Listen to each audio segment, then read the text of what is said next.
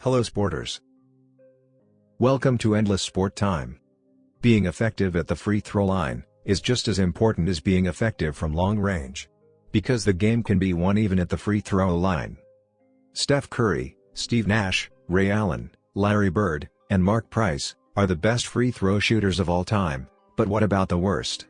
They say free throws are the easiest thing to do in basketball, but there have been several players in NBA history who failed to make a free throw to save their life. Without taking too much time, let's take a look at the 10 worst free throw shooters in NBA history. 10. Shaquille ONeal. Shaquille O'Neal always comes to mind when we talk about the worst free throw shooter in NBA history. Shaq was a killer in the paint, good at close range but embarrassing at mid and long range.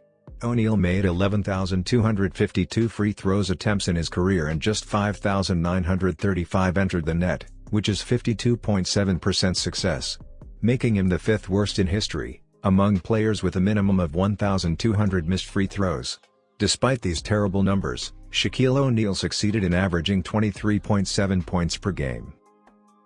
9. Wilt Chamberlain. Wilt Chamberlain averaged 30.1 points and 22.9 rebounds per game, making him one of the greatest basketball players of all time. In fact, Chamberlain set several records throughout his career, including 100 points in a single game. Chamberlain made 28 of 32 free throws that day, which was unusual for him, as his career free throw percentage is 51.1, which is among the worst in his department history. It is said that, if Wilt Chamberlain had been an average free throw shooter, he would have averaged 33 or 34 points per game. 8. Deandre Jordan. Throughout his 14-year career, Deandre Jordan has proven effective on the court, and effectively led the NBA in field goal percentage, for 5 consecutive seasons. At the free throw line, the story is different. Jordan's 47.5% free throw percentage equates to 1,694 free throws, out of 3,563 attempts. Deandre Jordan has clearly improved in this aspect over the past few years, posting a 65.1 free throw percentage in 2018-19. 7. Eric Montross.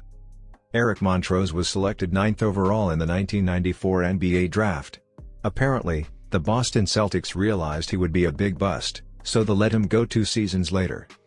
Despite his poor performance, Montross was given another chance, and for reasons yet to know, he was able to play in the NBA for 8 years. During his career, Montross averaged 4.5 points, 4.6 rebounds, 0.4 assists, 0.3 steals, 0.6 blocks per game, and a 47.8 free throws percentage, making 289 of 604 attempts. 6. Chris Dudley. Chris Dudley has 16 years of NBA experience, but longevity doesn't mean greatness, and Dudley's stats are pretty average. He averaged 3.9 points, 6.2 rebounds, 0.4 assists, 1.2 blocks, and 0.4 steals per game, averaging 41.2 field goal percentage, and 45.8 free throw percentage. Dudley made 691 free throws, out of 1,508 attempts. Nobody wanted to see Chris Dudley standing at the free throw line. Well, except probably the opposite team. 5. Lou Amundsen. It is just not understandable how Lou Amundsen lasted up to 10 years in the NBA. This forward registered 3.7 points, 3.6 rebounds, 0.4 assists, 0.4 steals, and 0.7 blocks per game. This power forward has a 47.4 field goal percentage, and also managed to have a 44.4 free throw percentage. Amundsen made just 268 free throws out of 603 attempts. This is pretty terrible. How did this person get into the NBA, and stay in the league for 10 years? This is a mystery that is not often discussed. Hello guys. If it's your first time here, and so far you find this content interesting, don't hesitate to press the subscribe button, and turn on the notification bell, so that you'll be alerted each time we post a new video like this.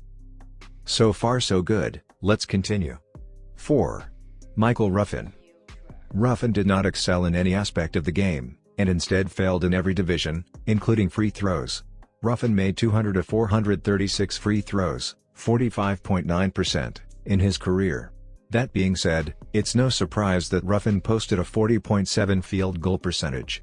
Michael Ruffin was drafted by the Chicago Bulls in the second round, 32nd overall pick of the 1999 draft.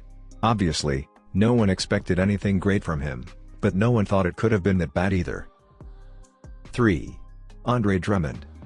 Andre Drummond is arguably one of the worst free throw shooters in NBA history.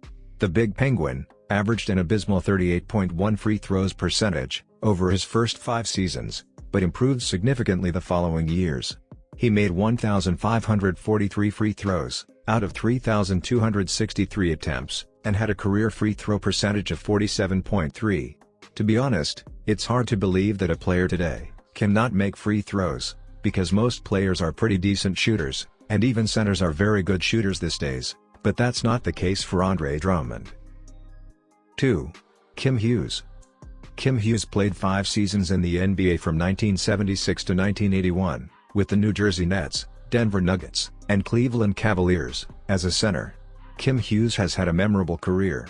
Although capable defensively, Hughes was mediocre offensively, averaging 2.7 points per game, and an astounding 33.3 free throw percentage, despite just 186 attempts. 1. Ben Wallace. According to StatMuse, at 41.4%, Ben Wallace has the lowest free throw percentage of any player who has missed at least 1,200 free throws in NBA history. He made 1,109 free throws in 2,679 attempts, over 16 years career. Wallace's best free throw percentage season was the 2003-04 season, with just 49%. But Ben Wallace was a very good defender, so he didn't have to be efficient at the free throw line to stand out in the NBA. We have come to the end of this video. I hope you learned something new from this one. Share your impressions about this video with us in the comments section down below. Also, if you think I left out something, please bring it up. See you all in the next video.